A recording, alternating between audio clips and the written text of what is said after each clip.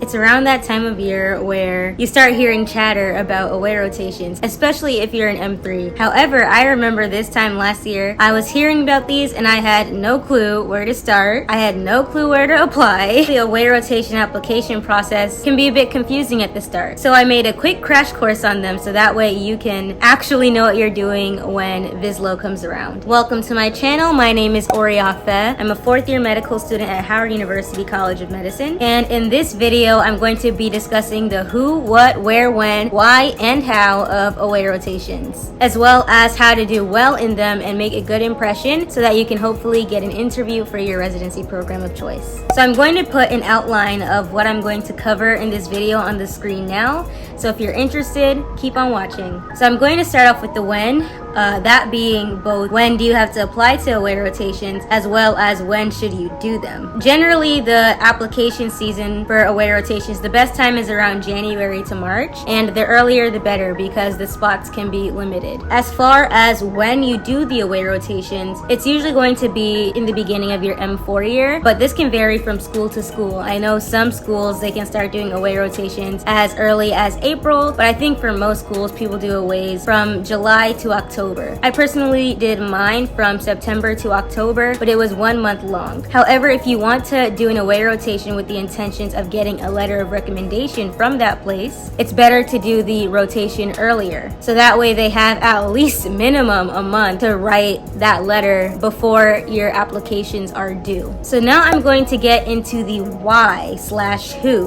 Who needs to do an away rotation? What are the reasons to do an away rotation? Contrary to popular belief, not everybody has to do one. I wouldn't spend too much money on them unless you actually have a reason to do them. And here are some of the following reasons. First and foremost is if you are in a specialty that basically requires them to match. You're either applying to emergency medicine or very competitive specialties. Or even if you want to go to a top program in a less competitive specialty such as internal or family medicine. Emergency medicine is something I said in particular because they have something called SLOs, and they need to get them from different programs, I believe. And a lot of my classmates who are doing ortho did 3 away rotations just because I think there's a statistic saying that ortho candidates are most likely to match where they've done a rotation. The whole point is to try to increase your chances of getting interviews if it's an ultra competitive specialty. But you can also do them regardless of specialty so you can get to know a different institution and see if somewhere is a good fit for you, which segues into my next reason why to do an away rotation, which is simply to get to know the program. And I think this is the category that I fell under. The specialty I'm applying to is on the competitive side. And I wanted to do my away rotation and did my away rotation at Johns Hopkins specifically because it is a top program. I wanted to go somewhere I would get good training, but it's also near where I grew up. So I just wanted to go there and see if I felt that institution and program would be a good fit for me. But it goes both ways. Not only do you get to know the program and see a new environment and see if it's somewhere you'd like to be, the program also gets to know you. And if you really show up and work hard and impress them, you may have gotten an interview in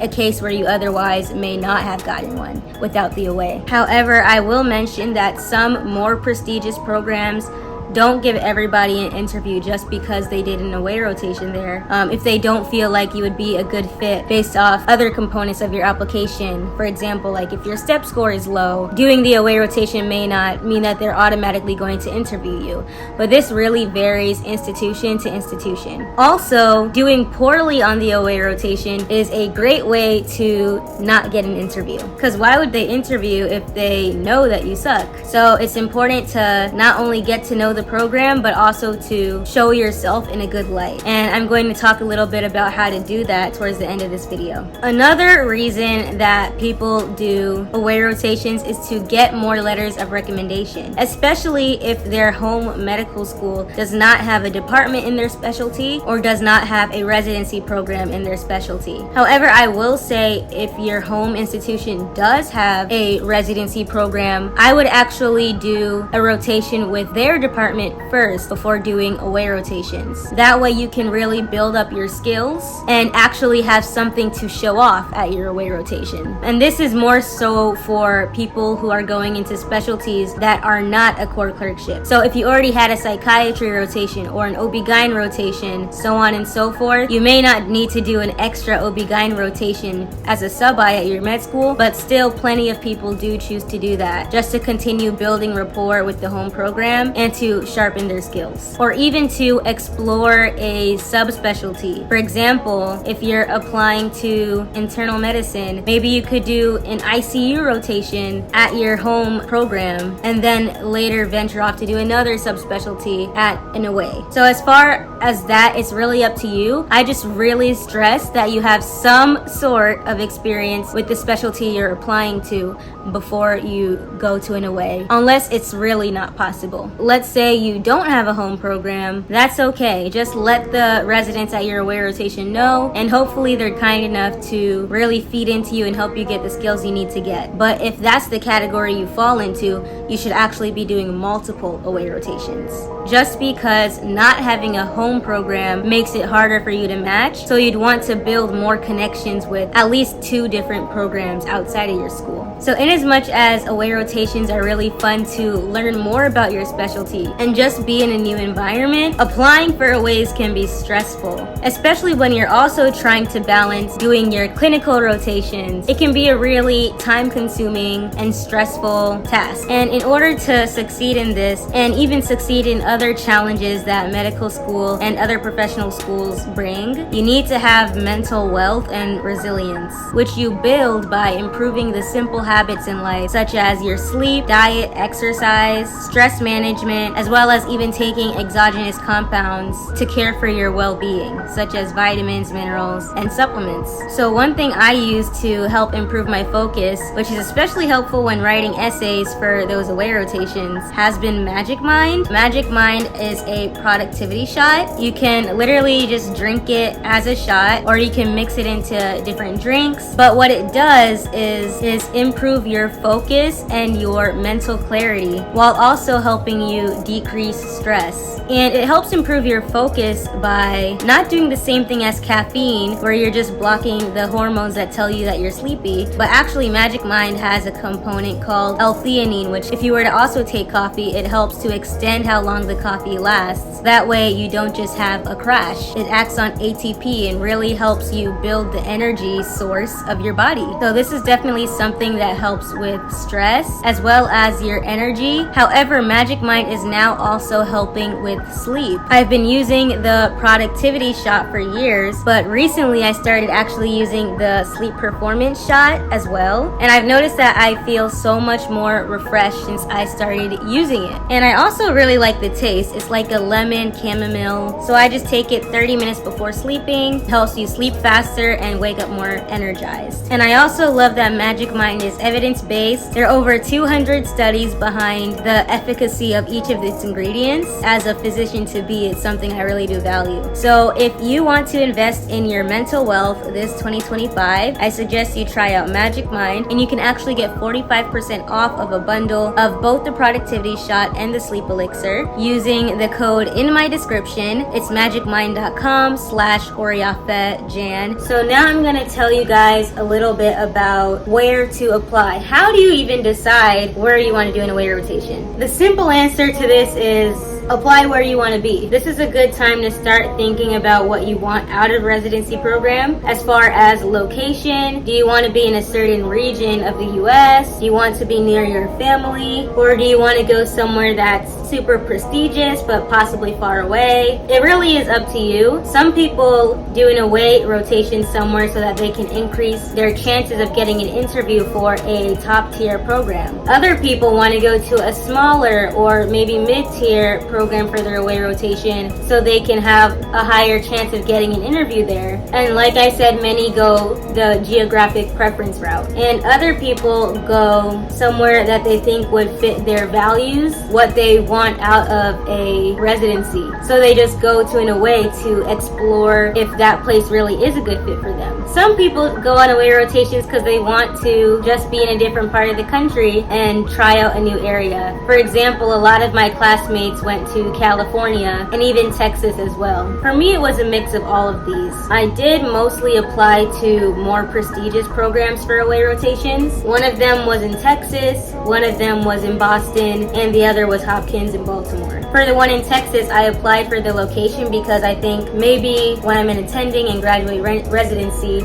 I could definitely see myself living in the South. I applied to the one in Boston because I felt that it had a lot of things that supported my values and supported the types of things that I want to do based off information I had gathered at that time. Like I said, I applied to Hopkins because of location and also to see if I felt it would be a good fit. And another thing when trying to figure out where to apply is to just browse and see what is out there on VSLO. VSLO, also known as VSAS, is the platform where people apply to away rotations. However, this is not true for every program. Some programs have applications outside of VSLO.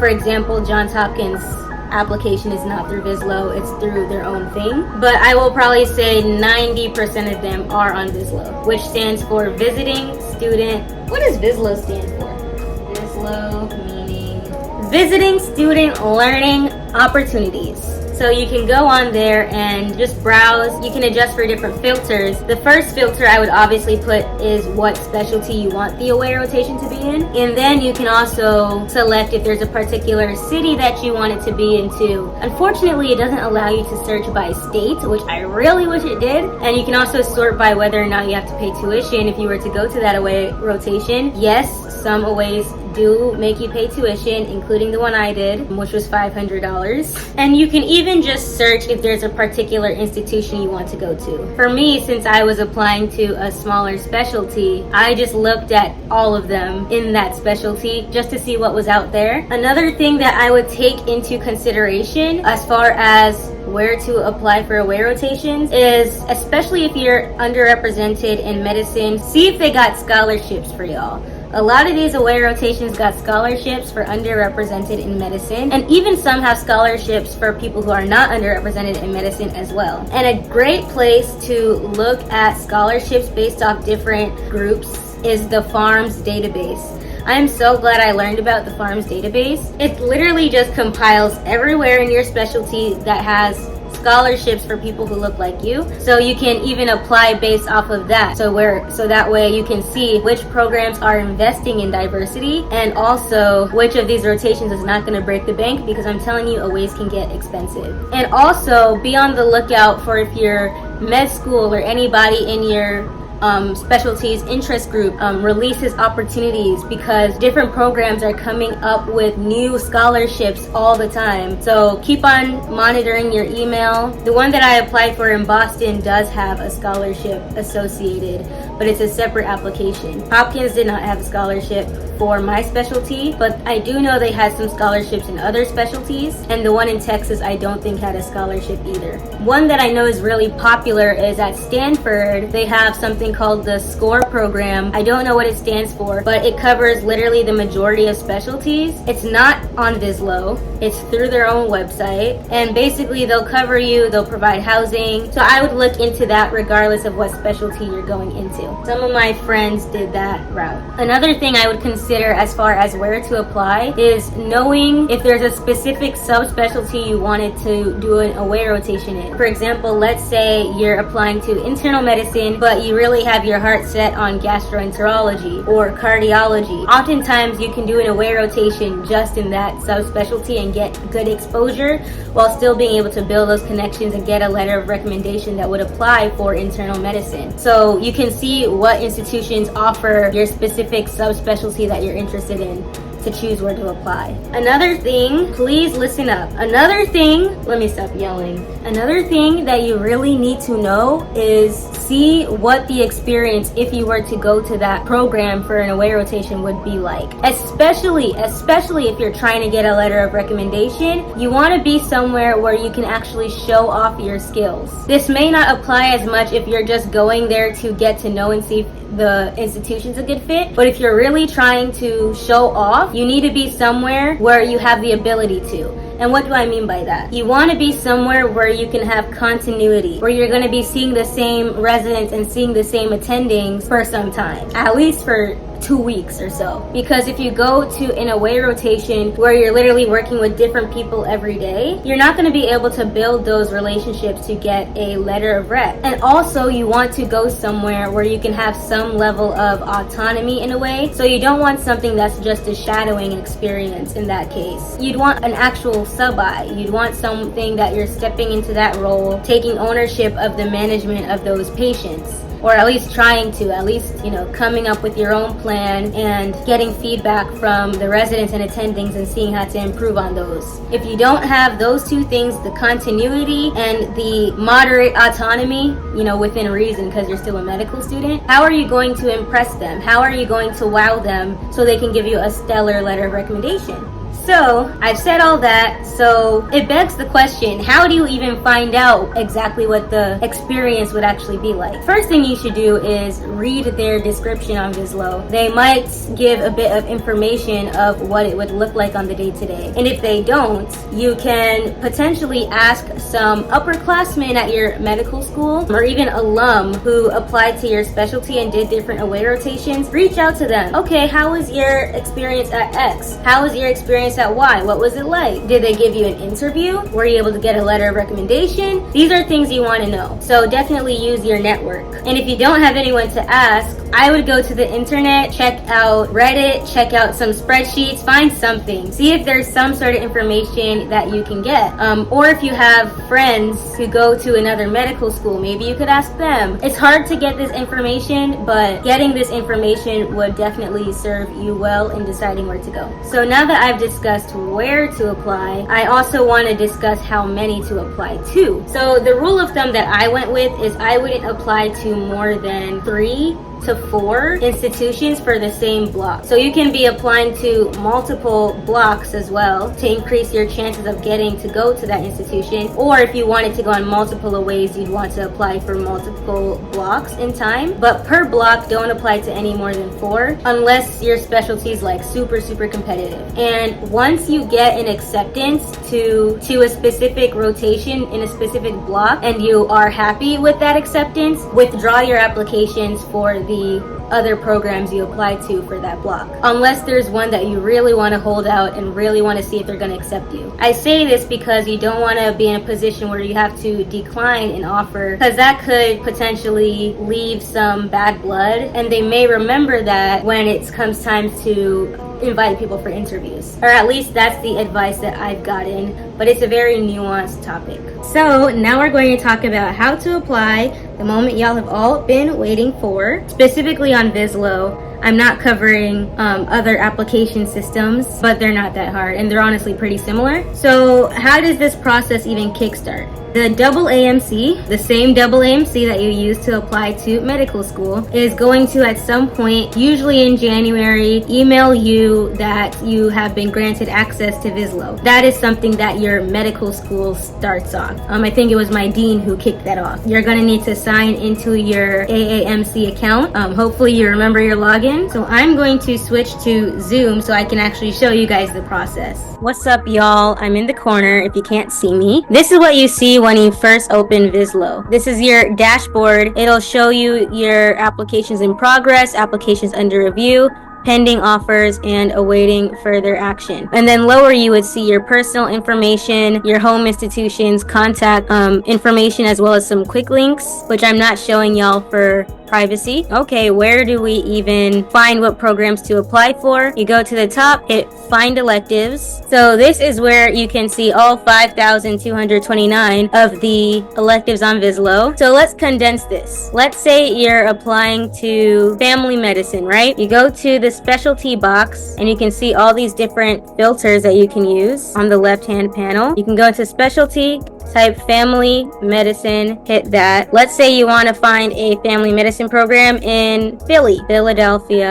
Hey, I can't spell. Philadelphia. And it is also possible to do international electives as well, but very few people do that, and the process is going to be a lot more stressful to get into that. However, a lot of IMGs who are applying into the US might select United States. Elective type just shows whether it's going to be clinical elective, research elective, hybrid, and for instruction type, in person, virtual. Most people do in person. And then you can put cost, and you can also put your medical school's dates if you want to see what's available for a specific block, or you can just put a wide date range to see, for example, what's going to be available from July to October or something like that. And you can also check for no processing fee, no tuition. All I really want to see is the family medicine programs in Philadelphia. So let's hit apply filters. I guess there aren't family medicine programs in Philadelphia. Okay, let's just do family medicine anywhere. Let's see all the family medicine programs. Okay, now we have 235. So as you can see, there's one in Virginia somewhere, one at USF, one at UT Austin. Let's see what UT Austin got going on. So to do that, you'd hit learn more, and here they have a little description of the prerequisites. And sometimes, yeah, the programs also have a longer description of the things that happen on the rotation, as I was mentioning. And this is an important part to look at, the application requirements.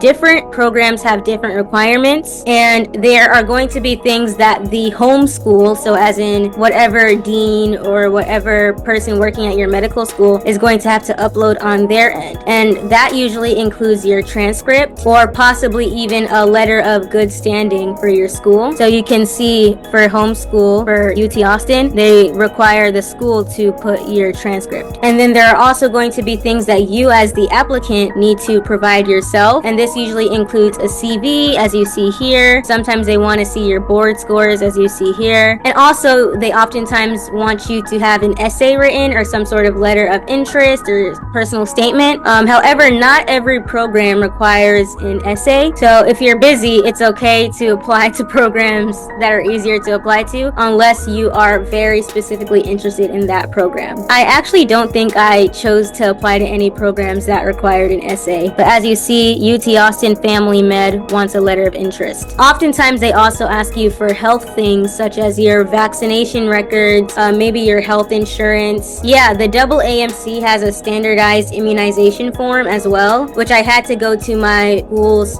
student health center to obtain. Let me try and show you what it looks like. This is what it looks like, very standardized, but not every program requires you to have the standardized one. Sometimes you can just do whatever you have. Also, as you can see, N95 mask fit. Another thing that you oftentimes have to provide yourself is a background check. As you can see, UT Austin wants a background check. And oftentimes they also want to see random certifications. For example, if you have an ACLS certification, basic life support certification, you might have to upload that. Or even just random things that your school makes you do modules on, such as HIPAA and safety. Again, every program has their nuances. For example, I don't think I had to tell anybody my SSN last 4 digits. I did have to give liability insurance to some of them. Some of them did want a photograph as well. Once you've gathered all of this information, you also want to see when the dates are offered. And that's important because you want to make sure that the dates that they give you align with the dates that your medical school has its blocks formatted. So as you can see, UT Austin, you can do it from March 31st to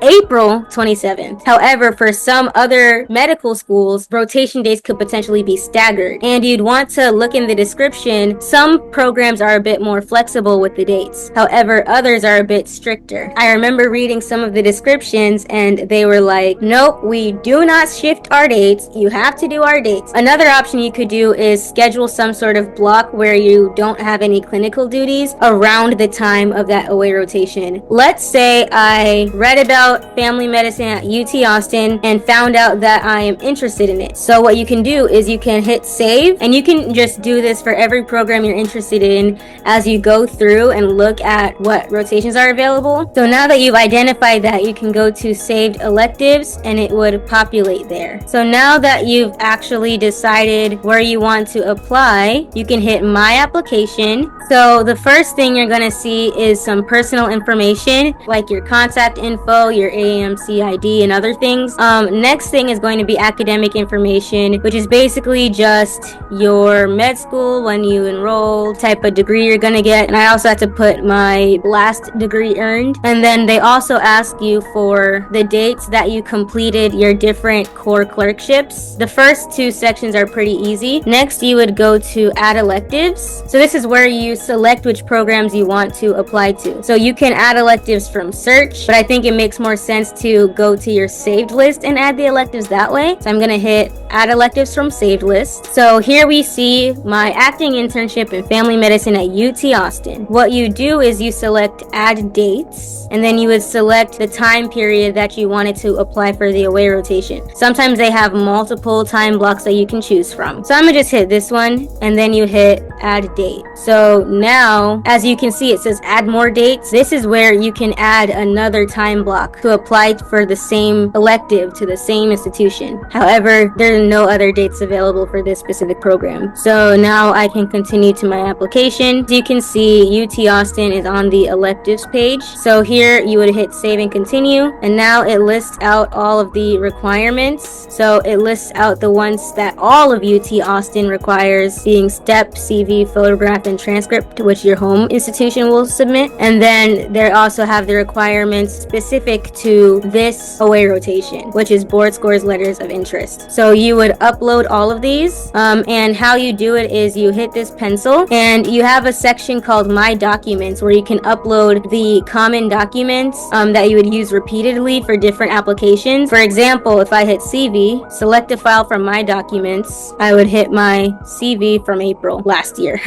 I guess that's around when I was applying to some of these. So that's my CV. I'd hit submit. Okay, so once you upload all of these, it'll allow you to save and continue. It's not allowing me because I'm not uploading all of them. As you can see, it's not letting me, but the rest of it's pretty straightforward. For preferences, if you apply to multiple blocks or multiple rotations for the same institution, it will allow you to say which block you prefer to be accepted to. Summary is what it sounds like. It goes over all of these. And then pay and submit. A lot of these programs are not free to apply to, even for away rotations. I think the least I paid to apply was $15 per rotation, and I think the most I paid for my application, it was at least like $115, and I feel like it was actually more than that. Be sure to save up, because even applying for the away rotation before you even get accepted can cost money. But once you hit submit, that's basically all. And then if you were to go back to dashboard, you can see now it says one application in progress, but if you had hit submit, it would say that the application is under review, and so on and so forth. Now that your applications are in, let's talk a little bit about what to do after you get accepted to an away rotation. First, I want to let you know that it can take a while. I remember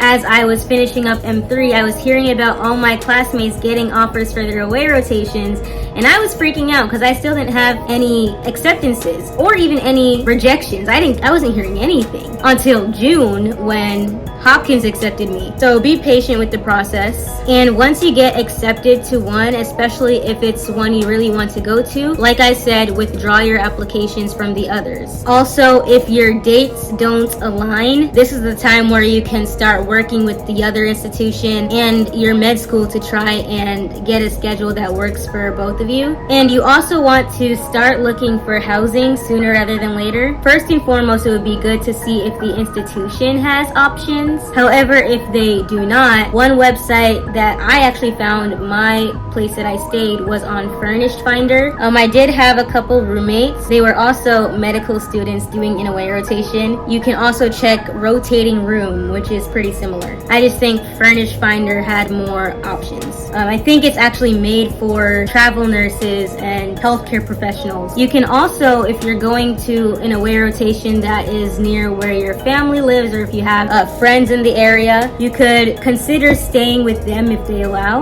just to save on that rent, because you will be paying rent in 2 places. The room that I stayed in was maybe a little bit less than $1,400 for me to stay there, which isn't too bad.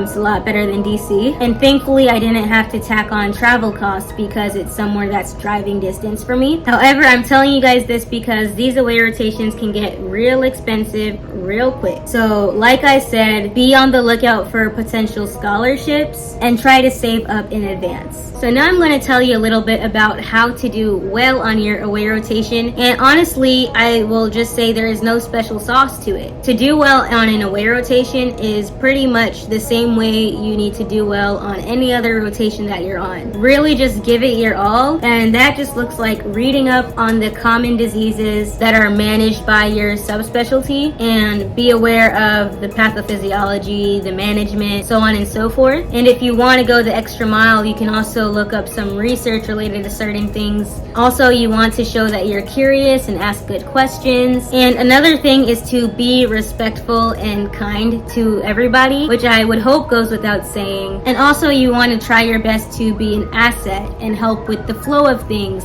Try and make their other residents and the attendings' life easier. Really step into that role that you are acting as a resident and really put your best foot forward. Another thing you can do is ask for feedback. Maybe at the end of the first couple weeks, you can ask the residents and even the attendings you work with where you can improve. So that way you have time to make those improvements, or even just get a temperature check of how you're doing. And also, you need to go out of your way to try and make connections if your goal is to get a letter of recommendation by the end of it. So work hard, obviously, so that way they actually have good things to say in that letter. And also ask them questions about themselves to get to know them, get to know why they stay at the institution, maybe set a meeting with them.